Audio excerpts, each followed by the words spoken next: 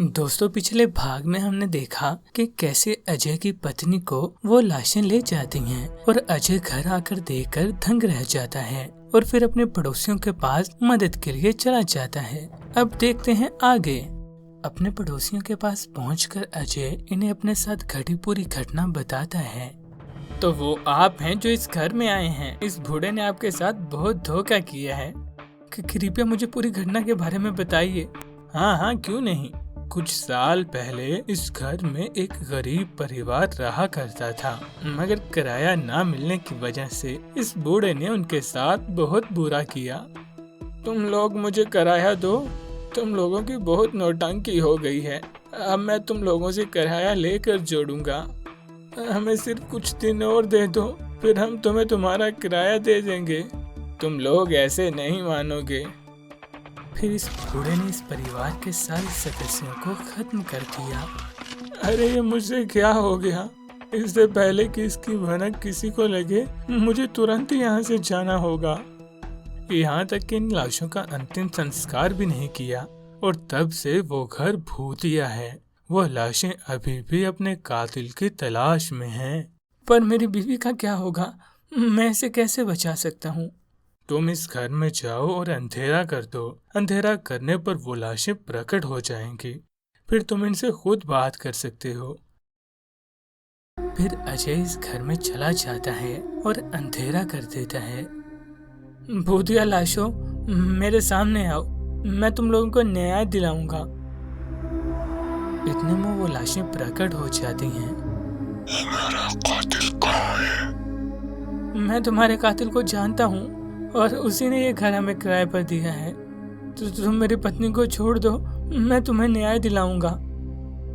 तुम्हारी बीवी सही सलामत मिल जाएगी अगर तुम इसे हमारे सामने ले आओ।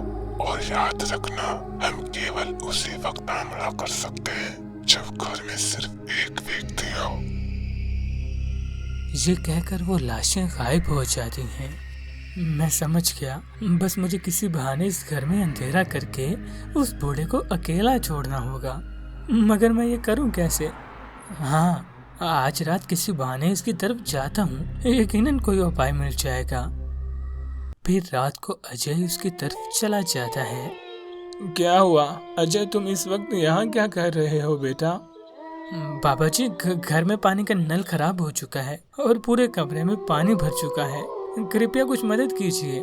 क्यों नहीं बेटा, चलो अभी मैं तुम्हारे साथ मदद करता हूँ। फिर अजय और बाबा दोनों चले जाते हैं और जब घर पहुँचते हैं तो वो बूढ़ा अजय से पूछता है, बेटा यहाँ तो कोई नल खराब नहीं है। इतने में अजय भाग जाता है और इस कमरे की लाइट्स ऑफ कर देता है। अजय, तुम कहाँ हो?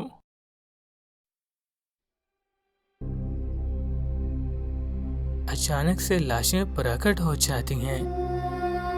बाप रे बाप, ये क्या है? बहुत सालों बाद तुम हमारे हाथ लगे हो, अब तुम्हें कोई बचा नहीं पाएगा। तो तुम लोगों का तो मैंने खात्मा कर दिया था, पर तुम लोग कहाँ से आ गए? तूने हमारे साथ अच्छा नहीं किया था।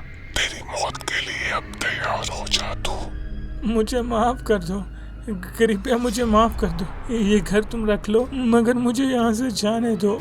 ऐसा हरगिज़ नहीं हो सकता।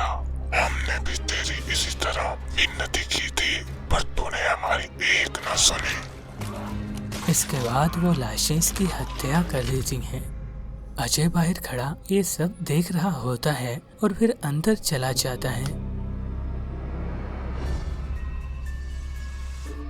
मैंने तुम लोगों को तुम्हारा कातिल पेश कर दिया है। अब बताओ मेरी बीवी कहाँ है? इसकी पत्नी इसे लौटा दो। इतने में अजय की पत्नी भी वापस आ जाती है। तो तुम ठीक तो हो ना? तुम्हें कुछ हुआ तो नहीं? जी, मैं बिल्कुल ठीक हूँ। अजय, तुमने हमें न्याय दिलाकर बहुत अच्छा काम किया है। ऊपर वाला तुमसे खुश होगा। अब हमारे परिवार की आत्माओं को जरूर शांति मिलेगी। हम तुम्हें तोहफे में ये घर देते हैं। अब से ये घर तुम्हारा हुआ। सदा सुखी रहो। इसके बाद वो सारी लाशें गायब हो जाती हैं। अजय मुझे बताइए कि अभी ये सब क्या हुआ और मालिक मकान की हत्या किसने की? फिर अजय ये सब घटना अपनी पत्नी को बताता है। ऊपर वाले तेरा शुक्र है, तूने हमें इस मुसीबत से निकाल दिया।